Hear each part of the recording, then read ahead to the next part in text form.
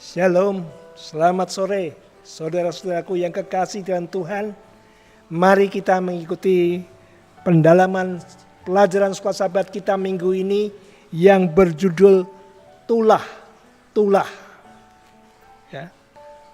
Tulah adalah siksaan atau hukuman yang dijatuhkan Tuhan kepada seseorang karena berbuat kejahatan atau berbuat kesalahan atau berbuat dosa. Tulah ditimpakan kepada Firaun, ya. Karena Firaun menolak untuk membebaskan bangsa Israel keluar dari Mesir. Musa dan Harun telah diutus Allah untuk berbicara kepada Firaun. Tetapi Firaun ini dia merasa siapa Tuhan itu? Sebab di Mesir dewa-dewa itu banyak sekali. Ada 1.500 dewa. Bahkan Firaun sendiri menganggap dirinya sebagai dewa. Jadi dia mempunyai kekuasaan, dia mempunyai kekuatan supranatural dan sebagainya, sehingga dia berani untuk melawan Allah. Nah, pada waktu Musa dan Harun menghadap Firaun, Harun disuruh melemparkan tongkatnya, dan tongkat Harun menjadi ular. Tetapi para ahli sihir, ahli-ahli nujum, ahli-ahli mantra berbuat demikian juga. Mereka melemparkan tongkatnya dan sama-sama menjadi ular. Namun ularnya Harun memakan, menelan semua ular-ular dari tongkat para ahli sihir. Ini menandakan dengan jelas bahwa Allahnya Musa lebih berkuasa daripada dewa atau Firaun itu sendiri. Bapak Ibu sekalian yang dikasihi Tuhan.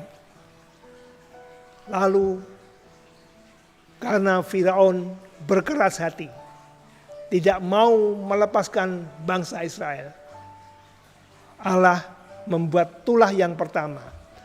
Tulah pertama, kedua, dan ketiga sifatnya masih ringan, yaitu air menjadi darah. Tetapi bangsa Mesir masih bisa mencari air di dekat sungai Nil, membuat sumur-sumur. Lalu Firaun tetap menolak. Tulah yang kedua, yaitu timbul katak di mana-mana. Para ahli sihir juga bisa menandingi apa yang dilakukan oleh Musa dan Harun. Mereka merasa masih bisa melawan. Tapi tulah yang ketiga, pada waktu nyamuk, ya, debu itu dipukul dengan tongkat menjadi nyamuk sehingga kemana-mana menyerang orang Mesir. Masih ringan, hanya gatal-gatal. Lalu tulah yang keempat, 5 dan 6 lebih berat, yaitu lalat pikat. Lalat pikat ini menyerang ternak. Ya. Kalau di Afrika di sana ada penyakit lalat yang bisa mematikan para kuda. Dan kemudian penyakit sampar kepada ternak. Ternak orang Mesir mati. Dan kemudian barah, ya, angus ataupun jelaga daripada pembakaran ditaburkan, maka barang siapa yang kena jelaga di tubuhnya akan timbul bisul, barah, satu penyakit. Ini yang membuat penderitaan orang-orang Mesir. Kemudian Firaun masih belum mau melepaskan bangsa Israel. Masih berkeras hati. Karena Firaun berpikir bangsa Israel ini dimanfaatkan oleh Firaun untuk membangun 2 buah kota. Ya, 2 buah kota Tipom dan Ramses. Dan mereka membuat batu bata tanpa upah. Jadi pertimbangan ekonomi, Firaun tidak mau melepaskan bangsa Israel. Sebenarnya bangsa Mesir takut kepada bangsa Israel. Karena bangsa Israel jumlahnya di tanah itu lebih banyak daripada bangsa Mesir. Mereka takut suatu waktu kalau musuh menyerang, bangsa Israel memberontak, maka akan menyerang bangsa Mesir. Tapi sekarang bangsa Israel sudah dipaksa, kerja paksa, ditindas. Dan Firaun tidak mau melepaskan. Kemudian tulah ke-7, 8, 9 lebih berat. Hujan es. Kita bisa bayangkan di Mesir ada hujan es. Dan hujan es ini menimpa rumah-rumah, menimpa ternak-ternak, bahkan tanaman, sayuran di ladang-ladang rusak karena hujan es ini. Masih belum mau menyerah Firaun. Akhirnya Tuhan memberikan tulah yang ke-8, belalang. Belalang ini adalah di mana-mana. Tidak ada tempat yang tidak ada belalang. Sisa-sisa tanaman yang bekas hujan es dimakan habis oleh belalang ini. Dan betul-betul mulai menderita bangsa Mesir. Sampai kemudian pegawainya Firaun berkata demikian. Berapa lama lagi orang ini akan menjadi jerat kepada kita? Biarkanlah orang-orang itu pergi supaya mereka beribadah kepada Tuhan Allah mereka. Belumkah Tuanku insaf bahwa Mesir pasti akan binasa? Mereka sudah memperingatkan Firaun. Penderitaan, bencana-bencana yang berturut-turut akan membuat Mesir binasa. Tetapi Firaun masih berkeras hati. Dan Tuhan memang mengeraskan hati Firaun. Artinya membiarkan Firaun diperdalam oleh kekerasan hatinya. Lalu tulah yang ke-9 gelap gulita selama 3 hari. Betul-betul sengsara orang Mesir ini. Ya.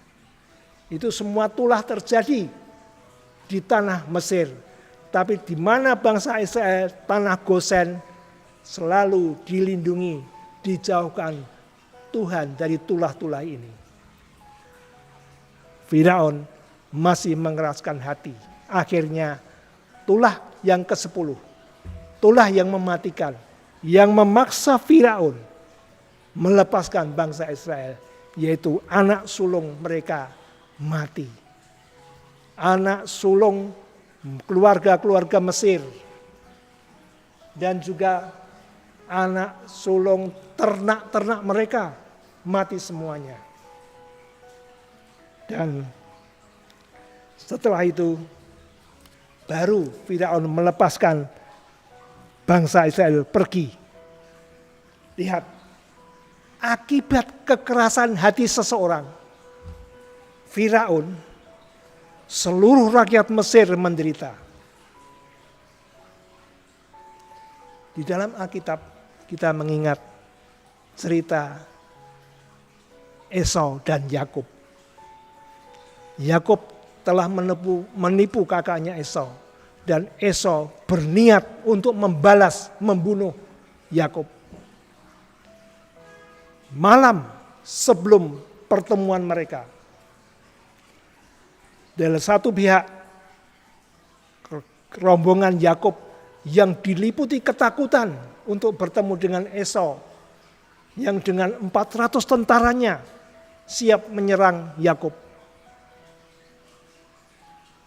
Di pihak yang lain, Esau dengan berapi-api memimpin 400 tentaranya untuk menemui Yakub dan membunuhnya. Tetapi apa yang terjadi? Malam itu Yakub di tepi sungai Yabok bertemu dengan Yesus. Dia tidak tahu orang yang meeting ya, atau mengikat badannya dipikir musuh. Sampai pagi mereka bergumul. Dan setelah tahu siapa yang meeting ini, ternyata Yesus sendiri. Maka Yakub berkata, tidak akan kulepaskan sebelum engkau memberkati aku. Dan menjelang fajar itu, perasaan Yakub, ketakutan Yakub sudah hilang. Dia sudah ikhlas, apapun yang dia terima, dia akan temui saudaranya Esau. Di satu sisi, malaikat Allah pergi ke tempat Esau. Di dalam mimpi Esau, malaikat mempertunjukkan bagaimana Yakub telah lari meninggalkan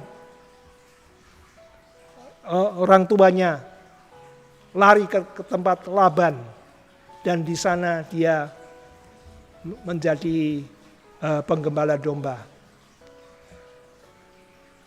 Di mimpi itu Esau melihat ada tempat yang disebut Betel, di mana Esau melihat ada tangga yang menghubungkan sorga dengan Yakub. Malaikat naik turun yang mengartikan bahwa Yakub diberkati dan direncanakan untuk menjadi bapak segala bangsa Israel. Jadi setelah bangun pagi, Esau sudah tidak punya niat lagi untuk membunuh adiknya Yakub. Dia mengerti dia adalah alat Tuhan yang akan dipakai. Jadi apa yang terjadi? Pada waktu dua rombongan ini bertemu, mereka, Esau dan Yakub, saling berpelukan, bertangis-tangisan, saling memaafkan. Indah bukan? Esau yang hatinya keras penuh dendam telah dia serahkan kepada Tuhan. Dia percaya kepada dalam mimpinya itu dan dia yakin bahwa Tuhan menyertai adiknya. Saudaraku,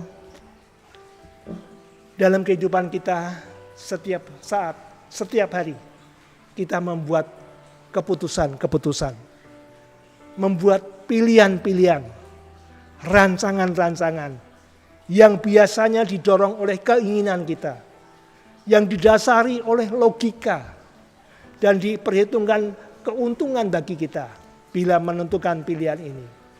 Tapi ingat, sebagaimana orang berdosa, belum tentu pilihan rancangan kita sesuai dengan rancangan Tuhan. Firman Tuhan mengatakan, jalanku bukan jalanmu, rancanganku bukan rancanganmu. Saudaraku, ada baiknya setiap keputusan, pilihan dalam kehidupan kita, mari kita bawa kepada Tuhan. Biarlah Tuhan campur tangan, sehingga apa yang diputuskan adalah seturut kehendak Tuhan. Dan semuanya akan indah pada waktunya. Semoga pengalaman Firaun yang mengeraskan hati, pengalaman Esau yang sudah melupakan ataupun melunakkan hati, menjadi pilihan bagi kita. Tuhan memberkati.